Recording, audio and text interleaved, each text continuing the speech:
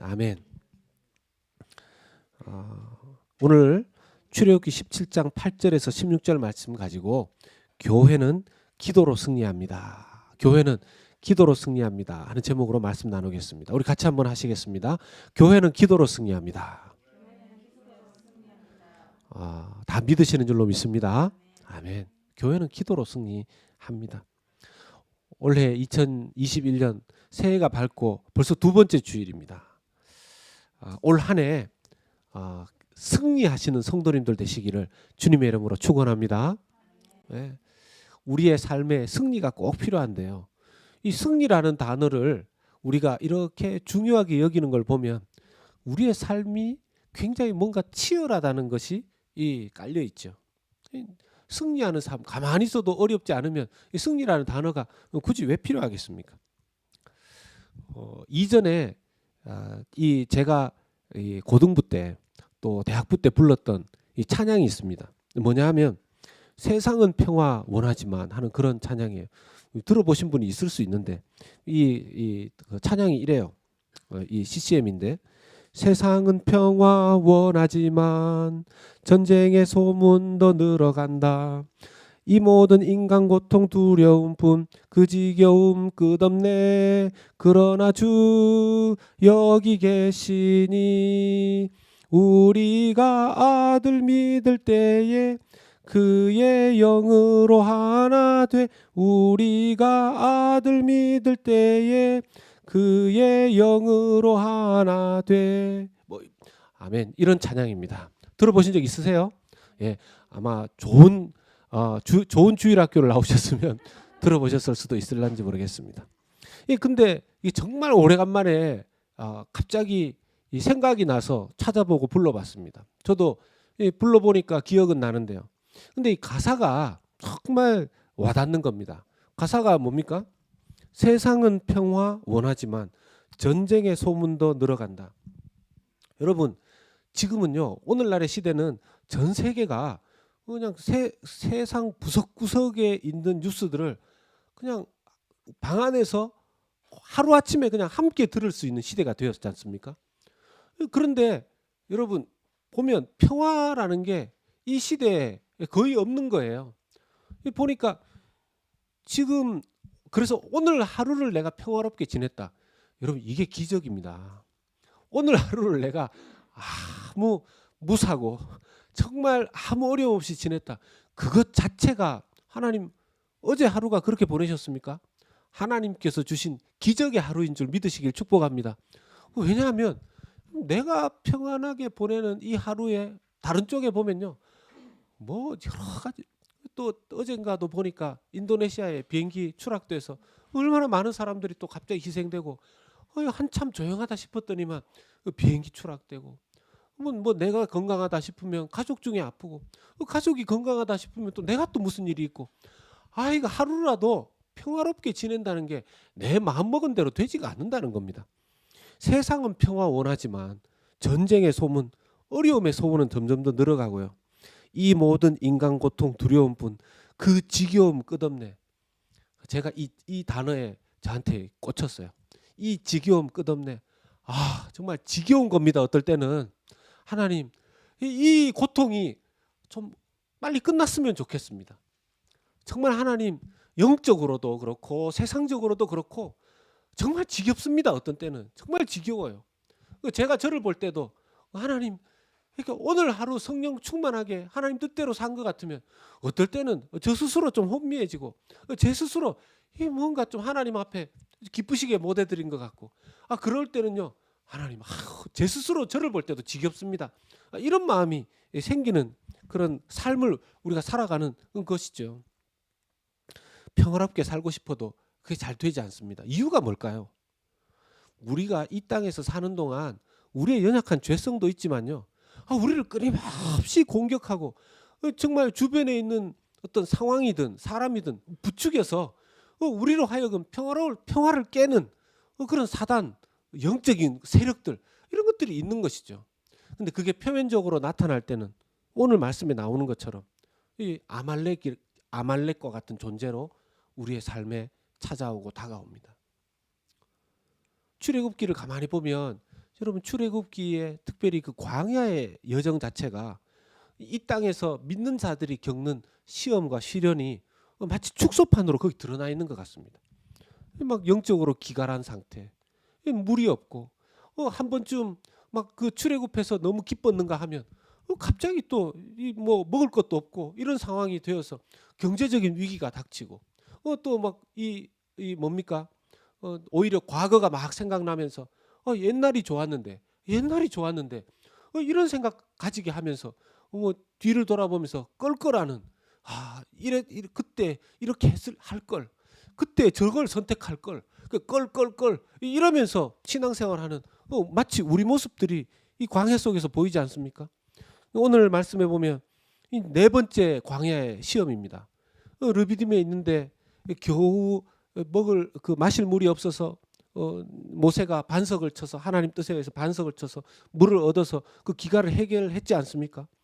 그때 아말렉이라는 이 세력들이 이 군대를 모아가지고 쳐들어오는 겁니다. 아말렉. 이 아말렉의 공격 속에서 첫 번째로 경험하는 이 전쟁이었어요. 이 전쟁을 어떻게 하나님께서 이기게 하시고 승리하게 하시는가? 우리의 신앙생활 가운데 어떻게 하면 우리에게 이 달려드는 아말렉과 같은 공격 속에서 어떻게 우리는 승리를 누릴 수 있는가? 이걸 오늘 본문을 통해서 우리가 살펴보기를 원합니다. 첫 번째, 우리가 하나님의 승리를 맛보는 비결을, 첫 번째는요, 아말렉을 만날 때가 기도할 때라는 사실을 우리가 알아야 합니다. 아말렉이 쳐들어오면 금방 알아야 되는 게 왜 또 아말렉인가, 지겹다, 이게 아니라 아말렉이 쳐들어오면 기도할 때구나. 이걸 우리가 대번에 깨달아야 된다라는 것이죠. 여러분, 사실 아말렉이라는 그 나라는요, 그 조상을 거슬러 올라가 보면 뭡니까? 2대가 되나요? 그 할아버지가 누구냐 하면 아말렉의 할아버지가 에서입니다. 에서의 손자가 아말렉이에요. 그러니까 에서의 손자인 아말렉의 후손들이 만든 나라가 아말렉인 거죠. 아말렉 족속들입니다. 여러분, 그러면 이 에서의 형제가 야곱이었지 않습니까? 야곱의 후손들이 누굽니까? 지금 출애굽해서 광야를 걸어가고 있는 이 이스라엘이 이 바로 야곱의 후손들 아닙니까? 그러니 아말렉하고 이 이스라엘 자손들하고는 한 몇 대만 올라가면 결국 야곱과 에서의 아버지가 이삭이고, 그렇게 되면 할아버지 몇 대만 올라가면 할아버지가 같아지는 거예요. 여러분, 지금 우리가 사는 이 세상도 몇 대 올라가서 만약에 조상이 똑같다, 그럼 상당히 가까운 관계가 되는 거죠.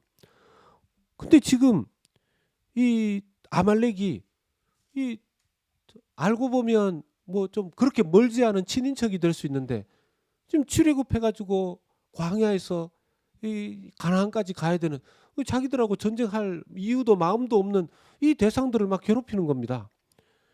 그것도 언제입니까? 그때 8절의 시작이 그때가 언제죠? 르비딤에서 이제 마실 물 해결했었던 그때, 영적으로 육적으로 너무 목이 말라서 힘들어했던 그들이 겨우 반석에서 나온 물을 마시고 해갈을 하는 그때 이제 조금 쉬자 이러는 때 아말렉이 쳐들어오는 거죠. 여러분, 우리는 우리 삶 속에 이제는 하나님, 내가 좀 편하게 좀 지냈으면 좋겠습니다. 이제는 좀 조용히 지냈으면 좋겠습니다. 좀 세상이 좀 나를 가만히 놔뒀으면 좋겠습니다. 그런 때는 이 세상에 없습니다. 거의 그냥 호시탐탐 얼마나 노리는지 모릅니다. 영적인 육적인 아말렉은 언제라도 우리를 공격하고 들어옵니다. 사람 아말렉의 공격을 받을 때도 있고요, 환경의 아말렉의 공격을 받을 때도 있고요, 질병의 아말렉의 공격을 받을 때도 있고요. 여러분들의 아말렉은 무엇입니까? 가만히 있다 보면 예상도 못했던 저 사람이 왜 나를 지금 이 환경에서는 이런 일이 일어날 게 아닌데 이런 아말렉이 불시에 그냥 부지중에 자기에게 찾아오는 것이죠. 이때 어떻게 해야 되느냐? 영적으로 깨어있는 사람들은요, 아말렉이 쳐들어오면 아, 기도하라는 뜻이구나 하는 것을 붙잡는 줄로 믿습니다. 그런데요, 영적으로 둔감해지면 아말렉이 쳐들어와도 모르면서 나중에 자기의 형편이 완전히 무너질 때까지 가게 되는 경우들이 있다라는 것이죠. 우리 성도님들 중에서는 그런 일들을 겪어서는 안 될 것입니다. 이 조엘 비키라는 분이 쓰신 영적인 침체에서 벗어나는 길이라는 이런 책을 보면요, 영적인 침체에 빠져드는 5가지 단계가 있다 그래요. 첫 번째 단계가, 영적인 침체 제1단계가 뭐냐 하면 개인 기도를 소홀히 하는 단계라는 겁니다. 여러분, 모든 영적 침체의 첫 번째 단계는요, 기도를 소홀히 하는 단계입니다. 그러니까 기도가 무너지면 그 다음은 다 자동적으로 도미노로 막 탁탁탁탁 무너지는 거죠. 그럼 반대로 여러분, 우리의 신앙에 있어서 회복이 어렵다 하지만 어렵지 않습니다, 여러분. 회복의 첫 번째 단계도 기도입니다. 기도입니다. 한 주간 동안 우리의 삶 속에 아말렉의 그런 공격이 있어서 이렇게 공격받고 저렇게 공격받아서 가슴으로 멍들고 또 영적으로 멍들었다 할지라도 오늘 하나님 앞에서 우리의 기도가 회복됨으로 말미암아 영적 침체도 회복시켜 주실 줄로 믿습니다. 두 번째 영적인 침체의 단계는 신앙생활이 형식적으로 가는 거죠. 여러분, 기도가 소홀히 되면요, 두 번째 단계 자꾸 이게 신앙생활 자체가 형식적으로 가는 거죠. 예배가 막 기다려지고 예배만 드리면 좀 자꾸 기도하면서 눈물이 나고 찬양하면서도 눈물이 나고 이랬는데, 예배도 좀 이게 좀 피했으면 좋겠고, 기도도 좀 피했으면 좋겠고, 함께 기도하자 이런 거 좀 피했으면 좋겠고, 이게 이제 옛날 얘기가 되면 안 되는 거죠. 영적 침체 3단계는 내면의 부패가 증가하는 단계라 그래요. 속이 막 썩어지는 거죠. 영적 침체의 네 번째 단계는 세속화가 내면적으로 증가되는 단계라 그래요. 자기 관점 자체가 세속화되는 거죠. 이제 그때는 자기를 정당화합니다. 세상에 대해서, 우상에 대해서 자기의 세속화가 자기 안에서 이루어지는 거죠. 영적 침체 마지막 5단계는요, 제일 심각한 단계죠. 어떻게 알 수 있냐면 성도의 교제가 사라지는 단계인 거예요. 성도의 교제가 사라지는. 자기 주변에 예수 믿는 사람 만나기 싫은 겁니다. 예수님의 옛자도 꺼내지 마라. 그래서 다 그냥 친구가 세상 친구들로만 구성이 되어버리는 거죠. 심각한 단계에 들어가게 됩니다. 보통 이 단계에 들어가면 교회 다니지 않습니다. 교회 다니지 않고 혹시라도 교회 안 가는 이유가 이렇게 예수 믿는 사람 만나기 싫어서예요. 예. 여러분, 근데 이런 침체의 단계들을 볼 때 제일 첫 번째가 놀랍게도 개인 기도가 소홀히 되는 단계라는 겁니다. 여러분, 아말렉이 우리에게 공격해서 들어올 때 개인 기도를 무력화시키려고 하는 그 공격부터 시작할 겁니다. 우리는 영적인 출입구를 잘 지켜서 개인 기도를 무력화시키려고 할 때 오히려 개인 기도에 더 집중하고 기도하고 나가는 성도님들 되시기를 바랍니다. 두 번째는요, 공동체가 중보기도할 때 승리합니다. 공동체가 중보기도할 때 승리합니다. 여러분, 공동체의 중보기도의 능력을 믿으시기를 주의 이름으로 축원합니다. 중보기도의 능력이 있습니다. 하나님은 모세 혼자를 통해서 아말렉과 싸우지 않고 아론과 훌을 데리고 올라가게 하십니다. 오늘 말씀 보면 17장 9절의 말씀에 모세가 여호수아에게 이르되 우리를 위하여 사람들을 택하여 나가서 아말렉과 싸우라. 내일 내가 하나님의 지팡이를 손에 잡고 산 꼭대기에 서리라. 10절에 여호수아가 모세의 말대로 행하여 아말렉과 싸우고 모세와 아론과 훌은 산 꼭대기에 올라가서. 여러분, 여기 보면 모세가 혼자 가지 않고 아론과 훌을 데리고 산 꼭대기에 올라갑니다. 모세가 아론과 훌 세 사람 산 꼭대기에 왜 올라갔을까요?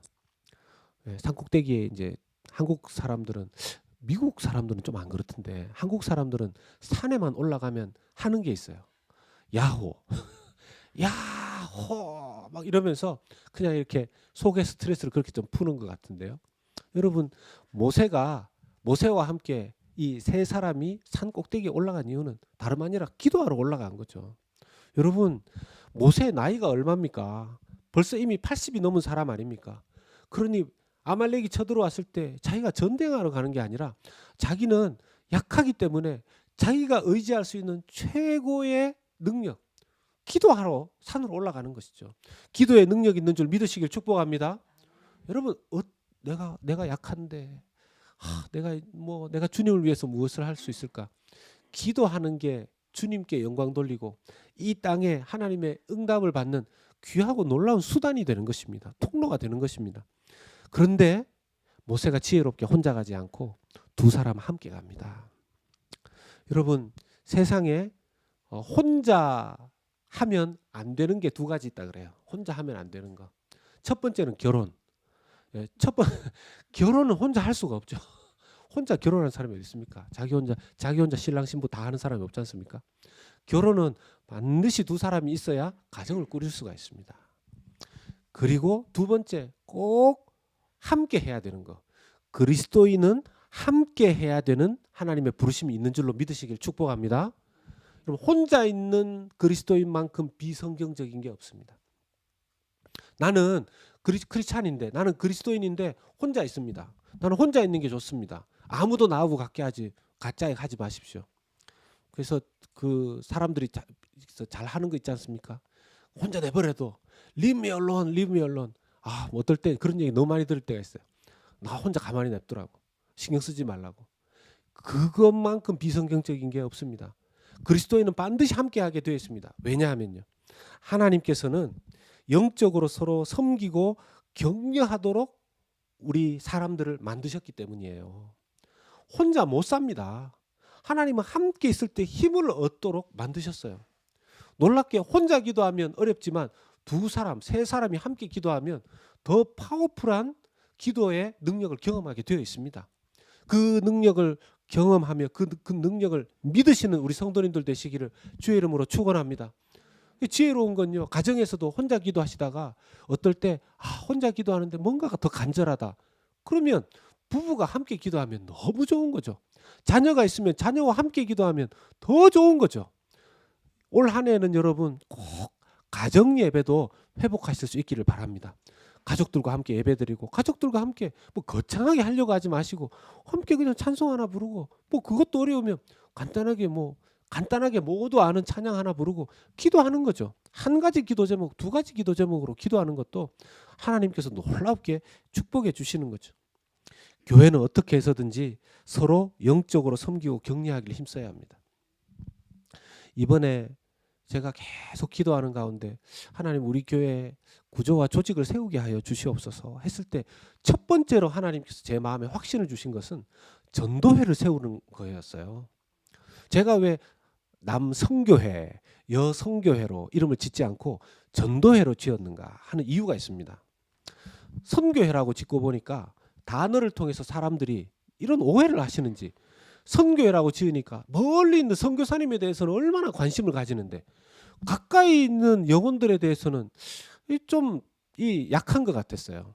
그래서 저는 조직 자체를 전도회라고 이름을 붙였습니다. 그러니까 가까이에 있는 이웃들, 가까이에 있는 영혼들, 우리 교회 안에 또 교회 밖에 있는 그 영혼들부터 먼저 섬기고 세우고 격려하라는 것입니다. 그래서 제가 아무리 기도해도 제 마음에는 전도회라는 이름이 맞겠다 해서 전도회라고 이름을 지었습니다. 뭐 전도회라고 세웠지만 사업이 뭐가 구체적으로 있고 잘 모르겠어요. 1차적으로 부탁드리고 싶은 건 각 전도회에서, 우리 남전도회에서, 여전도회에서 기도하는 일, 또 교회를 섬기고 봉사하는 일들을 나중에 한번 논의할 수 있었으면 좋겠습니다. 뭐 언제 모이고 어떻게 합니까? 이 팬데믹 시대에 제가 보니까 제 아들이 아이디어를 또 주더라고요. 나중에 보면 줌으로 미팅을 하면 함께 모였다가 그 줌 안에서 서로 소그룹으로 나누어질 수 있게끔 그렇게 시스템 만들 수 있다 하더라고요. 그렇게 해서 줌으로 우리 남전도회, 여전도회 이렇게 모이는 모임 갖게 될 텐데 여러분 기도하시면서 준비하셨으면 좋겠습니다. 여러분, 교회 공동 기도문 만들어졌지 않습니까? 이번에 3번째 업데이트 하는데요. 우리는 이 공동 기도문을 가지고서 교회가 개척된 이후로 계속 기도했었습니다. 주일날 2부 예배 마치며 식사하고 나서 재미있게 교제하시고 서로 일주일에 한 번 만나서 너무 즐겁게 교제하시다가도 제가 기도합시다 이러면 자동적으로 공동 기도문 가지고서 막 기도를 합니다. 아무도 목사님 오늘은 놀고 싶어요. 그냥 기도하지 말고 계속 얘기해요. 이렇게 말씀하시는 분이 단 한 분도 없는 겁니다. 그래서 우리는 한 번도 쉰 적이 없는 줄 알았는데 제가 보니까 제가 한 번 놀자고 해가지고 한 번 쉰 적이 있었어요. 어제 말씀 준비하면서 보니까 그때가 추수감사 예배 있었던 날인가. 그래서 막 이렇게 풍성하게 뭐 먹고 나서 시간이 좀 그래가지고 빨리 또 가셔야 되는 분도 있어. 오늘만 스킵하십니다 하고 대표기도 한 분 하고 지나갔던 적이 있습니다.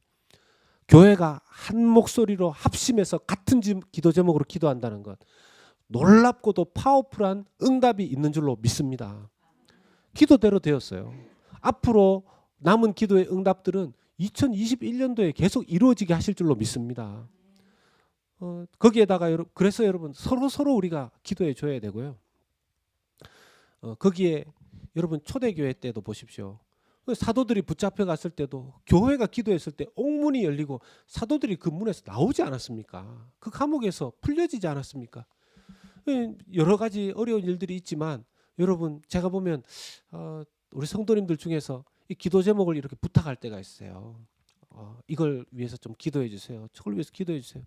여러분 그런 기도 제목으로 기도 부탁을 할 때 그냥 내 가족이다 생각하시고 우리가 같이 섬기면서 중보기도 하실 때 하나님께서 놀라운 은혜 베풀어 주실 줄 믿습니다. 여러분 모세도 피곤해서 이게 자기가 기도하다가 힘들어지니까 자기 팔이 내려오는 거 아닙니까? 자기 팔이 내려오는 거 아닙니까? 그러니까 옆에 있는 아론과 훌이 붙잡아 주는 거죠. 우리가 성도들이 혼자서 자기 기도 자기가 끌어안고 기도하면 어떤 데 지쳐요. 힘듭니다. 자기의 가정의 상황, 일터의 상황, 영적인 상황 혼자서 감당하기 어떨 때는 힘들어요. 그럴 때 기도 부탁하고 같이 기도하는 거죠. 같이. 그런 측면에서 저는 저희 교회가 서로 기도하는 분위기가 되어져 있는 것이 너무 감사합니다.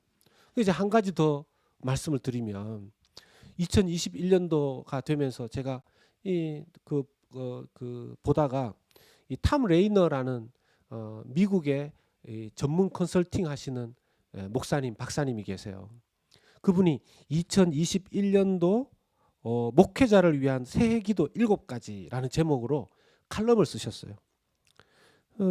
자기가 이렇게 말합니다. 2021년으로 넘어가면서 교인들이 목회자들을 위해서 기도하는데 더 많은 시간을 할애하도록 제안해도 되겠습니까? 라고 질문을 하면서 우리의 첫 번째 사역 중 하나는 목회자를 위해서 기도하는 것이라고 목회자를 위한 새해 기도 7가지를 제안을 하더라고요. 제가 좀 민망하지만 제가 보니까 제가 누구보다도 제가 이렇게 흔들리고 헷갈리면 안 되기 때문에 제가 이 기도 제목을 한번 나누려고 합니다. 첫 번째는 보니까 영적 전쟁에서의 보호를 기도해 달라고 부탁하더라고요. 두 번째는 그들의 가족을. 저희 교회는 참 이 기도를 잘 해주셔서 너무 감사해요. 제가 쭉 보다 보니까 저희 교회는 목회자를 위해서 이런 기도들을 참 잘해 주시는 것 같아요. 세 번째는 비평가와 반대자로부터 보호했습니다. 이 비평가와 반대자로부터의 보호에 있어서 이 탐 레이너 박사님이 뭐라고 얘기하냐면 한 교인은 그녀가 목사님을 비판하지 않는다고 말했습니다. 그녀는 그저 1년에 서너 번 정도만 건설적인 의견 몇 가지를 제시한다고 말했습니다. 나는 이제 레이너 박사님이죠. 탐 레이너 박사님. 그녀가 교인 300명 중 한 명이라는 것을 상기시켰습니다. 그녀가 다른 교인들을 대표한다면 목사는 1년에 약 1,000건의 비판을 받게 되는 것과 같습니다. 이렇게 얘기를 하는 거죠. 건설적인 제안 같은 거 해야죠. 그런데 아마 이 목사님이 봤을 때는 이분은 기도는 많이 하지 않고 이런 쪽으로 했었던 것 같아요. 그럴 때 이게 위험해지는 거라는 거죠. 네 번째는 설교 사역을 위해서 목회자를 위해서 기도를 부탁했고요. 다섯 번째는 목회자를 위한 휴식을 위해서 기도 부탁을 했습니다. 저는 이 다섯 번째도 참 우리 교회가 저를 위해서 해주시는 것에 대해서 참 감사합니다. 지난주에 제가 안식 주간을 보냈는데요. 제가 전 세계를 아마 통틀어서 전 세계 교회 다 찾아보진 않았지만 그냥 제 생각에 새해 첫 주간을 담임 목사 안식 주간으로 보낸 교회는 저희 교회밖에 없지 않을까 이런 생각들이 들었어요. 새해 첫 주 막 특세도 하고 하는데 뭐 우리는 40일 특세 했다고. 예. 그리고 벌써 40일 특세 끝날 때쯤에 어떤 분이 저한테 와서 목사님, 사모님하고 목사님 좀 쉬셔야 된다고 이런 얘기를 하시는 거예요. 그래서 제가 속으로는 너무 당황스러우면서 뭐 고맙기도 하고 이런 얘기를 어떻게 하시는 분이 있나 이랬어요.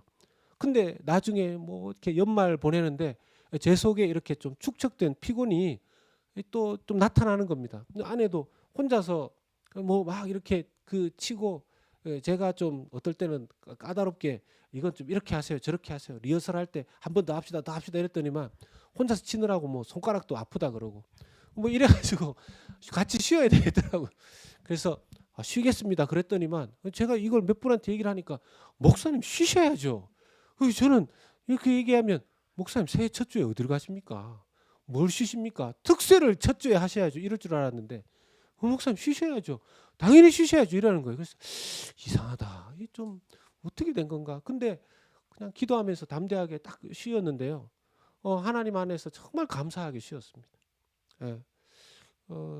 이런 면에서 저는 너무 고마운 마음이 있고 제가 그러면서 이 말씀을 묵상하는데 성도들한테 너무 고마운 거예요.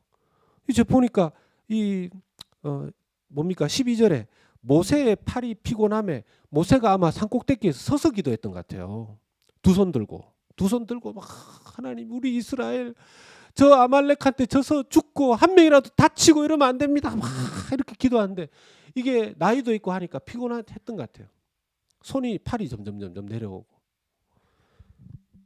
그때 옆에 있었던 아론과 훌이 곧바로 팔부터 들어올린 게 아니고요. 12절의 말씀 보니까 피곤함에 그들이 돌을 가져다가 아론과 훌이 돌을 가져다가 모세 아래에 놓아 그가 그 위에 앉게 하고 먼저 기도도 기도지만 모세를 돌 가지고 와서 거기에 앉게 하고 쉬게 하는 것부터 먼저 하더라고요. 아론과 훌을 보면서 야 우리 교회 성도님들의 마음은 아론과 훌 같은 그런 마음이 아닌가 들어서 너무 감사한 겁니다. 제 마음이. 그러고 난 다음에 아론과 훌이 옆에서 어떻게 하냐면 한 사람이 이렇게 앉으니까 모세가 앉으니까 아론은 이쪽에서 모세의 팔을 들어 올리고 훌은 저쪽에서 모세의 팔을 들어 올려서 양팔을 붙잡아 주는 겁니다. 그러니까 모세가 계속 팔을 들고 하나님 앞에 기도할 수 있는 거죠. 물론 팔 올리지 않고 기도해도 되지만 팔 올리는 이 행위 자체가 하나님 너무 간절한 기도의 모습과 자세가 되는 것을 하나님께서 원하셨던 것 같아요. 모세에게도 그런 믿음이 있었던 것 같고요. 여러분 공동체가 우리가 함께 서로 피곤한 사람들을 살펴주고 당신이 피곤합니까? 내가 도와주겠습니다. 당신이 기도가 약해졌습니까? 내가 기도로 도와주겠습니까? 이렇게 서로 중보하고 할 때 하나님께서 그 공동체에 승리의 역사를 베풀어 주시는 줄로 믿습니다. 여러분 그래서 우리가 공동체를 살펴야 돼요. 누가 좀 피곤한가? 누가 좀 지쳐 있는가? 그럼 내가 좀 도와줘야지. 내가 좀 기도해 줘야지. 그럴 때 역사가 일어나는 거죠. 우리가 전에는 집이 멀어서 새벽기도 못 간다 그랬었지만 이제는 그 시간에 집에 있는다면 온라인으로 켜서 새벽기도 언제라도 할 수 있습니다. 여러분 육체적으로 떨어져 있어도 영적으로 같은 시간에 우리가 함께 기도할 때 하나님께서 역사하시는 줄로 믿습니다.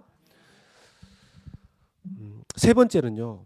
세 번째 우리가 이 세상 가운데서 승리를 누리는 방법 중에 하나는 우리의 승리의 원천이 하나님이신 것을 믿어야 하는 줄로 믿습니다. 하나님이 우리에게 승리를 주시는 분인 줄로 믿습니다. 여러분 우리가 좀 조심해야 되는 게 뭐냐면 모세의 기도의 자세와 모세의 기도의 믿음이 너무 훌륭했지만 모세의 기도 자체가 승리는 아니었습니다. 승리는 하나님이 주시는 것입니다. 여러분 하나님께 승리가 있고 하나님께 용기가 있고 하나님께 능력이 있고 우리는 하나님께 기도함으로 그것들을 다 받아 누리는 것이죠. 승리의 원천이 하나님이시기 때문에 우리는 언제라도 승리할 수 있는 것입니다. 여러분 보십시오. 성경이 고린도전서에 보면 성경이 우리에게 이렇게 가르쳐 주는 게 우리를 뭐라고 비유합니까? 질그릇과 같다고 비유하지 않습니까? 여러분 질그릇 요즘 어떤 그릇은 잘 떨어뜨려도 깨지지 않는다. 뭐 그런 그릇이 있던데요. 우리는 그렇게 코팅된 그릇이 아니에요. 우리는 질그릇과 같은 존재입니다. 쉽게 깨질 수 있는 존재입니다. 그런데 하나님께서 뭐 이렇게 살펴보시고 제가 좀 튼튼하게 보이는구나. 이런 자들을 하나님 선택하신 게 아니고 약하고 무능하고 연약하고 부족하고 이런 사람들을 불러 모아서 거기에 예수 그리스도의 복음을 주신 줄로 믿습니다. 우리가 그렇게 구원받고 하나님 말씀하시기를 질그릇에 보배를 두셨다. 질그릇에 보배를 두셨다. 깨어지기 쉬운 우리처럼 연약하고 부족하고 약한 자들에게 하나님 만나주시고 선택하시고 성령을 주셨다라는 것입니다. 그러므로 질그릇인 우리가 우리 자신을 뭔가 좀 잘 되고 할 때 내 기도가 능력이 있어서 그렇구나가 아니라 나의 보배 대신 예수 그리스도, 나의 생명 대신 예수 그리스도, 나에게 승리를 주시는 예수 그리스도를 바라보고 그분께 붙어 있으면 나는 이 땅에서 승리를 누리게 되는구나 하는 것을 믿고 의지하며 나아갈 수 있는 여러분들 되시기를 축복합니다. 여러분 오늘 말씀에 이 17장 15절에 모세가 제단을 쌓고 그 이름을 여호와 니시라 하고, 여호와 니시가 무슨 뜻이냐면 깃발이라는 뜻입니다. 깃발. 여호와의 깃발이라는 뜻입니다. 여호와의 깃발. 여러분 이 시대 때에 깃발이 두 군데에 꽂혀 있었습니다. 두 군데가 이 두 곳에서 깃발을 사용했습니다. 첫 번째는 성 안에서, 성 안에 이 성은 성의 주인이 누구이다 할 때 그 성 주인을 상징하는 깃발이 꽂혀 있었고요. 그 깃발이 또 언제 움직여지거나 하냐 하면 그 깃발을 가지고 군인들이 전쟁하러 밖으로 나갈 때 그 깃발을 들고 갔습니다. 여러분 오늘날 옛날에도 보면 여러분 막 미국의 그 초창기 시대에도 기병대들이 나갈 때 기수가 그 깃발 들고 나갑니다. 그 자기들이 믿는 뭐 어느 쪽이든 거기에 깃발하고 자기의 군대 깃발 두 개를 들고 나가요. 여러분 그게 무엇을 상징합니까? 우리는 이 깃발 들고 우리의 주인이 누군가, 우리의 주인을 위한 군대라는 겁니다. 그리고 이 깃발의 주인이 우리에게 용기 주고, 이 깃발의 주인이 우리에게 힘 주고, 이 깃발의 주인이 우리를 승리로 이끌어 준다라는 거죠. 로마 군대들은 그렇게 했었습니다. 우리는 하나님의 십자가 깃발을 붙드는 하나님의 군대요, 하나님의 백성들인 줄 믿으시길 축복합니다. 우리도 여호와 니시, 하나님의 승리의 깃발을 흔들려면요, 무엇보다 여러분 교회가 기도하는 교회가 되어야 합니다. 어떤 교회를 보면 공동체성이 자꾸 무너지는 걸 봐요. 어떤 교회를 보면 요즘처럼 이 팬데믹 상황에 코로나 이게 막 닥치고 이렇게 하니까 이게 자연스럽게 이게 지금 제가 보면 성도들 중에서 어쩔 수 없이 온라인에서 예배 드리지만 함께 모여서 예배 드릴 날을 기도하고 기다리고 손꼽아서 갈망하고 이런 성도들이 있습니다. 그 갈망 하나님이 주신 것이고 그 갈망으로 계속해서 기도하실 수 있길 주의 이름으로 축복합니다. 우리의 공동체성이 약해지면 안 됩니다. 우리의 공동체성이 약해지면 안 됩니다. 어떻게 해서든지 여러분 교회의 공동체성이 약해지면 교회의 능력도 약해지는 겁니다. 세상에서 교회가 욕먹는 이유가 뭡니까? 교회의 정체성 자체가 약해지니까. 제일 중요한 정체성, 교회가 함께 모이고 어려울 때일수록 모이기를 힘쓰고 모이면 기도하는. 저는 올해 2021년에 계속 기도하는 기도 제목 중에 첫 번째 교회에 세워져야 되는 사역이 있다면 저는 중보기도 팀이 좀 세워졌으면 좋겠다. 그런 기도가 있습니다. 하나님 좀 자연스럽게. 그러나 제가 기도하면서 아까 참 제가 그 얘기를 좀 깜빡했는데 목사를 위해서 기도하는 것 중에서 리더십의 명료성이라는 게 있습니다. 제가 그 부분이 제일 약한 것 같아요. 제 스스로 볼 때. 이게 뭐냐 하면 교회 어쨌든 목사가 리더십으로서 결정을 내려야 되는데 그런 부분에서 뭔가 이렇게 명료함이 자기에게 와야 되는 거죠. 하나님의 뜻에 대한 명료함, 분명함 이게 와야 되는데 어떨 때는 제가 스스로 혼미해져 가지고 이게 맞는 것 같기도 하고 저게 맞는 것 같기도 하고 제가 보니까 어떤 때는 그런 확신이 좀 약해진 어느 한순간 그 전에 제가 좀 돌아봤어요. 이전에 그냥 옳다 싶으면 막 밀고 나간 때가 있었는데 한동안 그렇게 하면서 너무 이 힘들어지는 시간을 겪으면서 이렇게 이제 교회를 개척하고 더 신중하게 한다고 하는데 하나님께서 제 마음에 회복되기를 원하시는 것 중에 하나가 리더십의 명료함. 명료함. 여러분 기도해 주십시오. 제가 하나님 저 목사님이 좀 혼미해지지 않고 하나님 좀 명료하게 해주십시오. 하나님 뜻을 분명하게 구분하게 해주시고 무엇을 해야 되는지 교회가 무엇을 해야 되는지 명확하게 알고 결정하고 또 교회에 대해서 선포하고 할 수 있도록 그렇게 기도해 주시기를 바랍니다. 여러분 말씀을 맺겠습니다. 교회는요 승리해야 됩니다. 교회는 승리해야 됩니다. 교회는 승리의 그 빛나는 승리가 교회에 있어야 돼요. 예수님께서 끝까지 기도하시면서 승리하셨지 않습니까? 기도하는 교회가 승리하게 될 줄로 믿습니다. 함께 우리가 중보하면서 기도하는 교회가 승리합니다. 승리의 원천이신 하나님을 바라보며 기도하는 교회는 반드시 승리하게 되어 있습니다. 여호와 니시 승리의 깃발 높이 들고 하나님의 영광을 드러내는 새로운 교회 될 수 있기를 주님의 이름으로 축원합니다. 아멘. 아멘. 우리 함께 찬양하기를 원하는데요.